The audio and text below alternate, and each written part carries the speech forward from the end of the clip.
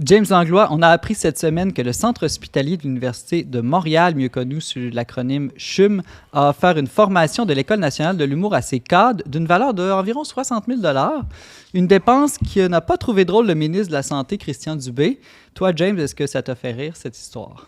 Non, pas du tout. Je trouve que ça montre bien l'état lamentable des institutions, en quelque sorte, parce que ça, c'est un exemple parmi d'autres. On sait l'excellent reportage de Thomas Gerbet qui a montré que dans les dernières années, il y a beaucoup de gestionnaires, beaucoup d'établissements, entre autres de fonctionnaires ou de ministères qui ont eu recours à des contrats de firmes externes de conseil, mais finalement qui ne font pas seulement les conseiller, mais qui en plus viennent gérer la poutine au quotidien dans les opérations comme telles. Puis je parle d'état lamentable parce que les causes de ça, en fait, sont évoquées, sont entre autres que les gestionnaires sont dépassés. Entre autres, depuis la pandémie, il manque de gens pour travailler, ça on le sait. Mais aussi que depuis la pandémie, les gestionnaires sont tenus d'avoir une certaine expertise. Il y a comme une pression à tout savoir, à tout connaître, puis à poser des actions très rapides, etc. Donc là, les gens ne savent plus trop...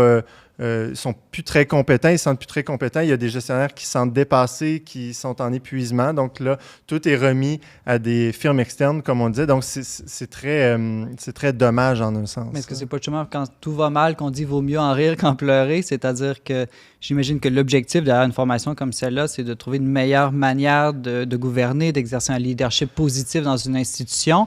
Ça peut paraître étonnant, là, une formation en humour, mais l'objectif visé est probablement noble. Voilà, c'est que justement, les raisons qui sont évoquées ici, c'est que on veut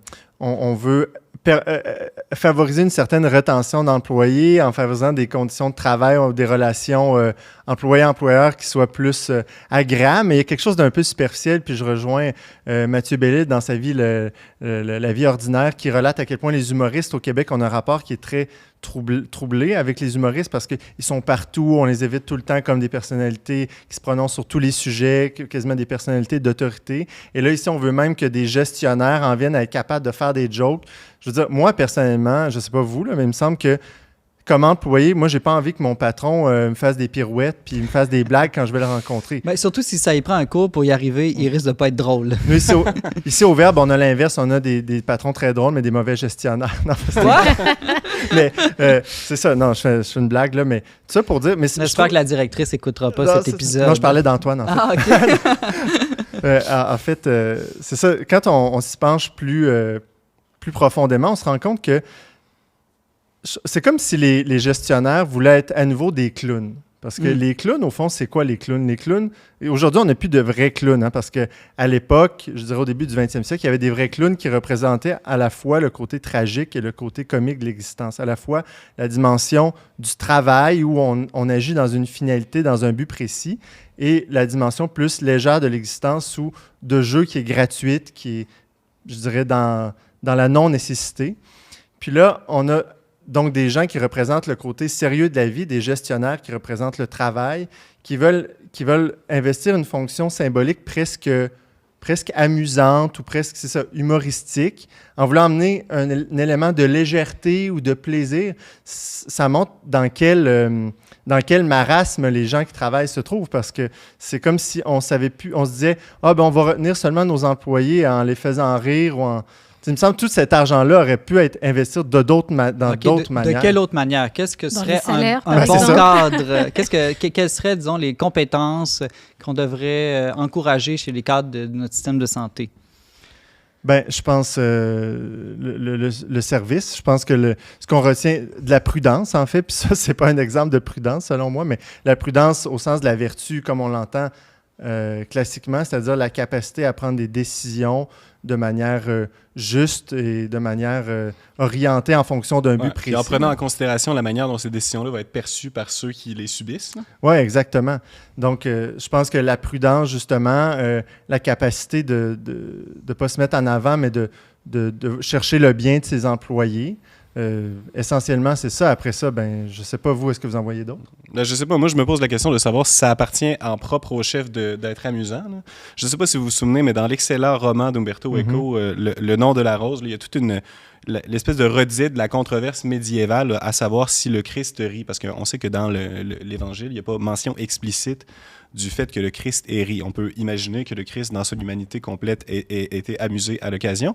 Mais c'était comme une question qui obsédait certains penseurs médiévaux de savoir est-ce que le Christ, la tête finalement, le Christ qui est le roi de l'univers, est-ce qu'il était amusé? Puis derrière, en tout cas, dans la Bible, on dit que Dieu rit. Mais Dieu rit des mécréants et des athées. Bon, c'est ça. Mais après ça, ce qu'on Je trouve ça drôle, James Langlois. Indépendamment de la réponse à cette question-là, puis de la pertinence de cette controverse-là dans son propre contexte, c'est quand même une question, à mon avis, de savoir est-ce que c'est vraiment le propre du chef que de faire toutes sortes de galipettes pour amuser ses employés plutôt que de leur offrir, dans son service de chef, des directives qui leur permettent de mieux travailler et d'être la meilleure version d'eux-mêmes, finalement. Là. Tout à fait. Puis d'une certaine manière aussi qu'un employeur, un boss, un patron, soit naturellement apporte des éléments légers ou des éléments de plaisir pour détendre l'atmosphère. C'est très bien, c'est excellent parce qu'on ne peut pas toujours être dans le côté tragique de la responsabilité puis des choix de la vie. Mais d'en faire un critère pour exercer la profession de ça va pas du tout, puis d'autant plus quand c'est comme forcé. C'est comme là, on va moi, mettons, c'est pas du tout le tempérament d'Ariane, mais là, qu'Ariane essaie de manière mécanique de plugger des blagues ou dans la vie quotidienne. Surtout quand tu dois licencier un employé, par exemple. C'est même malaisant, ouais, c'est ça. Non, je trouve ça... En tout cas, mais après tout, là, James, 68 $, ça paraît beaucoup si on le compare au salaire d'un employé, mais sur le budget de plusieurs milliards du système de santé, ou peut-être ici, plus léger, un peu moins pour ce qui est du CHUM, ça reste pas une somme si grande, et c'est normal qu'il y ait de la formation continue. Oui, c'est normal. De fait, le problème, en soi, c'est... Comme tu dis, c'est pas un grand montant, mais c'est dans le tout là, ce que Thomas Gerbet nous apprend, c'est que justement, il y a beaucoup de ces formations, de ces conseils externes qui sont embauchés. Donc, ce sont nos taxes là, qui payent toutes ces affaires-là, puis on se dit où s'en va la gouvernance de nos institutions. Ouais, puis après tout, c'est facile de pointer une dépense spécifique du gouvernement puis dire d'une certaine manière, c'est beaucoup, d'une certaine manière, c'est pas beaucoup, parce qu'il y a tellement un gros budget. On avait la même question la semaine dernière autour de la game de hockey, mais finalement, l'événement, il est quand même indicatif d'une culture là, dans l'institution. Oui, puis le principe derrière, là, c'est-à-dire, c'est comme on a reproché à une femme qui travaille à la Ville de Montréal là, d'avoir trop dépensé en vin ou en huîtres. Là, c'est comme, est-ce que ça rapporte Peut-être que c'est plus un leadership vertueux ou éthique dont on a besoin qu'un leadership drôle. Absolument. Ça, il n'y a pas de doute là-dessus. James Langlois, journaliste au magazine Le Verbe. Merci beaucoup. Je t'en prie.